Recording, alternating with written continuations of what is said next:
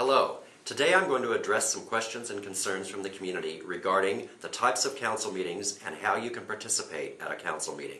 I'm calling it Participating at Council Meetings 101. In Cathedral City we have three types of council meetings: closed session, study session, and regular meetings. Closed session. The purpose of a closed session is to allow the City Council to receive updates on city business that is classified.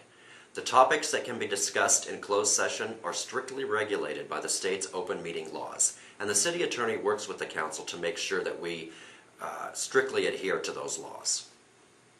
The second type of meeting is study session. In a study session, the purpose is to allow council to receive information and discuss an issue in greater detail. No formal action is taken at a study session, and it's often helpful for the council to be able to discuss something at a time when they're not expected to take action. Since there's no formal action taken at a study session, the study session items do not typically involve a public hearing. The final type of meeting is a regular meeting of the City Council, typically held 2 times per month. There are 4 places on a regular meeting agenda that you can participate: non-agenda items, consent agenda items, public hearing items, and legislative items. And you can see on this slide a picture of the speaker card. In order to speak before the council, it's important that you complete a speaker card. This will ensure that the chair knows that you wish to speak on a particular item.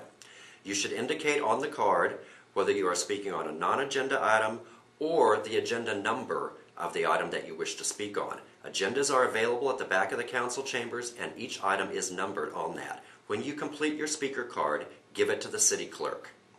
When your name is called, go to the podium, state your name and city of residence, and please limit your comments to 3 minutes or less. In order to comment on non-agenda items, of course, first complete the speaker card and give it to the city clerk. Indicate that it's a non-agenda item you wish to speak on. And please understand on non-agenda items that the council can't discuss these items because the open meeting law requires that they speak only on items that are properly agendized. However, the staff may follow up with you after the meeting, or it may be scheduled for discussion at a future council meeting. The next section of the agenda is the consent agenda. These items are normally acted on with a single motion. Items on the consent agenda are routine in nature or have been discussed at a previous meeting or a study session. It includes the second reading of ordinances, and public comment is allowed on consent agenda items. Indicate on your card that you wish to speak on the consent agenda and the item number. The next section of the agenda is public hearing items. A formal public hearing is held on these items. After deliberation, the item is then voted on.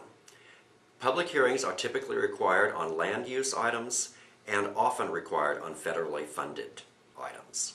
Finally, we have legislative items. Formal action is taken on legislative items. It often includes a staff presentation on the issue, and public comment is allowed, typically after the staff presentation.